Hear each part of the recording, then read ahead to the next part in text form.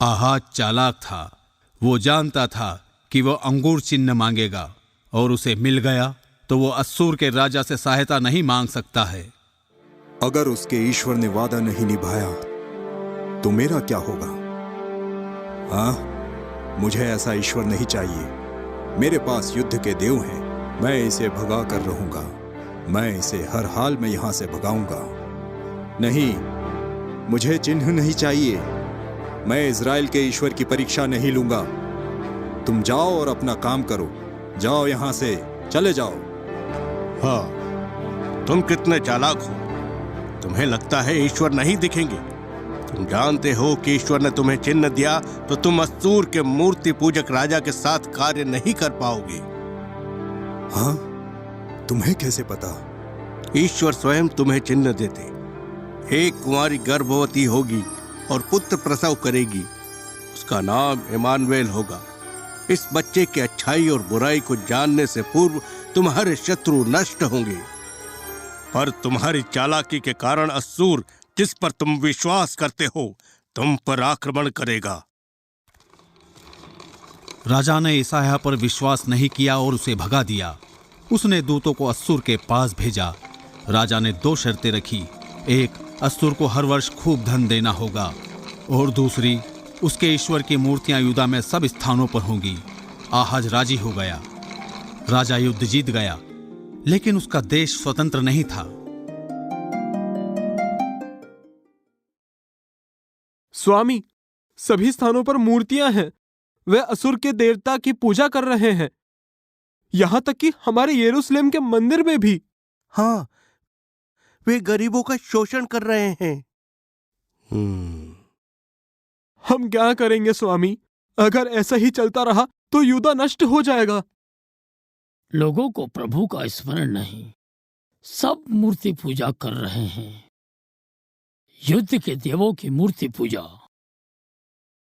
चिंता मत करो, राजा जल्द ही मरेगा और फिर न्यायी राजा ईश्वर की आत्मा से परिपूरित होगा और यहूदा ईश्वर के ज्ञान से परिपूरित होगा। वो मूर्तियों को नष्ट करेगा और गरीबों पर दया भी करेगा। लेकिन ऐसा कब होगा स्वामी? बहुत जल्दी होगा, तुम्हारे सोचने से भी जल्दी। जैसा कि यशायाह ने भविष्यवाणी की थी, वैसा ही हुआ। आहाज के मरने के बाद हिजकिय्याह यहूदा का राजा बन गया। वो दयालु था और ईश्वर की आत्मा से परिपूर्ण था। नबी यशायाह के जीवन में नया अध्याय आरंभ होता है। स्वामी, स्वामी, स्वागत है आपका कि आप मेरे महल में आए हैं। पुत्र, तुम्हें शांति मिले। स्वामी, यहाँ आने के लिए धन्यवाद। आपको ईश्वर का ज्ञान है। हमें आपके सुझावों की जरूरत है। बेटा, मुझे तुम्हारी सेवा कर प्रसन्नता होगी। स्वामी, आप मेरे पिता को जानते थे। उन्होंने ऐसे कई कार्य किए हैं जिससे ईश्वर का अपमान हुआ है। हाँ, उन्होंने मेरी बात नहीं सुनी और अस्सूर के देवता की शरण ली। देश नष्ट हो रहा है। स्वामी, मैं क्या करूं? तुम अच्छे हो मेरे पुत्र। ईश्वर पर विश्वास करो। सबसे पहले यहूदा में मूर्तियों को नष्ट करो। हाँ स्वामी, मैं तुरंत आदेश देता हूं। इसके बाद महान सुधार हुए। हिजकिय्याह ने यहूदा में मूर्तियों को नष्ट करने का आदेश दिया। हे, इसे तोड़ दो। हिजकिय्याह ने मूर्ति पूजा बंद करने का आदेश दिया। अस्सूर को धन देना भी बंद कर दिया। अस्सूर का राजा प्रसन्न नहीं था और उसने यहूदा पर आक्रमण कर दिया। महाराज, अस्सूर ने। क्या हुआ? अस्सूर ने हमारे नगर पर आक्रमण किया है। वो सारा शहर नष्ट कर रहे हैं, सबको मार रहे हैं। वो औरतों और बच्चों को भी मार रहे हैं। वे कुछ दिन में यरूशलेम पहुंच जाएंगे। महाराज, कुछ करके उन्हें रोकना होगा। सैनिकों को तैयार करो, युद्ध की तैयारी करो। मंत्री, तुम नबी यशायाह से जाकर परामर्श लो। उनसे ईश्वर की इच्छा पूछो। पर महाराज, उनके बारे में क्या बताऊं? वे तो आजकल नग्न घूमते हैं। हाँ, उनके इस व्यवहार का अवश्य ही कोई कारण होगा। तुम जाओ और उनसे परामर्श लो। जी महाराज। हिजकिय्याह ने अपने मंत्री को ईसायाह के पास परामर्श के लिए भेजा। ईसायाह पेड़ के नीचे सो रहे थे।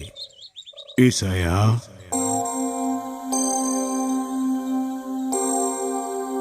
ईसायाह, उठो और कपड़े पहनो, क्योंकि हिजकिय्याह के लोग तुमसे परामर्श लेने आ रहे हैं। हाँ मेरे प्रभु। नबी ईसायाह, हम आपसे परामर्श लेने आए हैं। जानता हूँ तुम सोचते हो मैं पागल हूँ, मैं नग्न घूम रहा हूँ।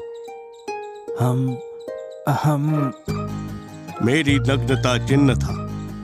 वो मिस्र और इथोपिया के लिए चेतावनी है कि असूर आक्रमण करेगा। वे बंदियों को नग्न घुमाएंगे, समझे तुम लोग? क्या असुर मिस्र और इथोपिया पर भी आक्रमण करेगा? हाँ, पर तुम चिंता मत करो, प्रभु तुम्हारी रक्षा करेगा। ईश्वर यरूशलेम अपने निवास स्थान को कुछ नहीं होने देंगे। धन्यवाद स्वामी। राजा ये सुनकर बहुत प्रसन्न होंगे।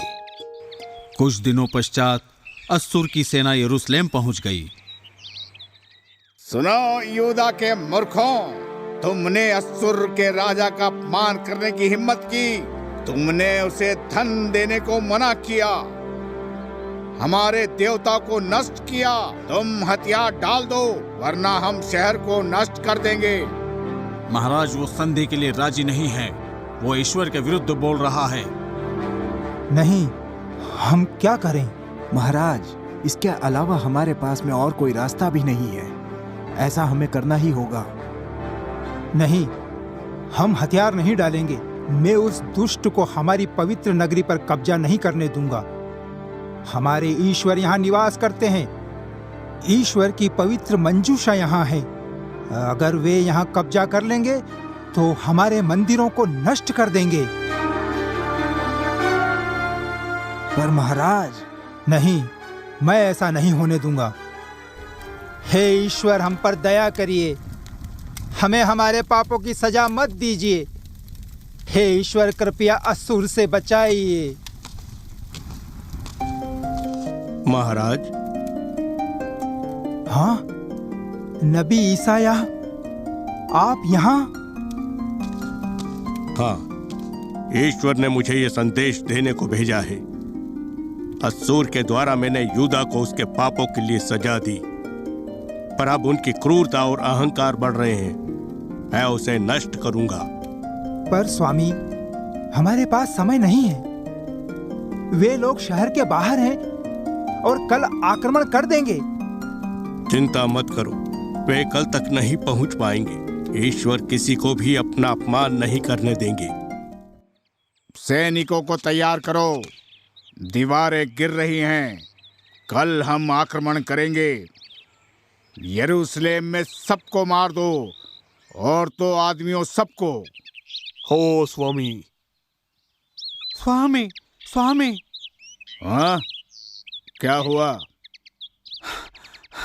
स्वामी, राजा ने संदेश भेजा है। क्या है? क्या बहुत ही जरूरी है?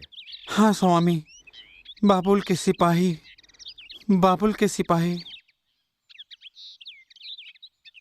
बताओ मुझे, क्या हुआ? बाबुल ने हम पर आक्रमण किया है। हमारी सारी सेना नष्ट हो गई है। क्या?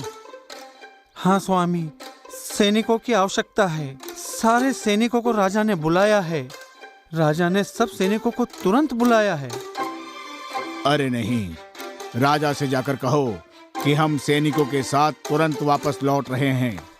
बाबुल के आक्रमण के बारे में सुनकर वो सेना के साथ जाता है। ईश्वर के वादे के अनुसार उसी रात सैनिक लौट गए और उसके बाद देश में कोई युद्ध नहीं हुआ।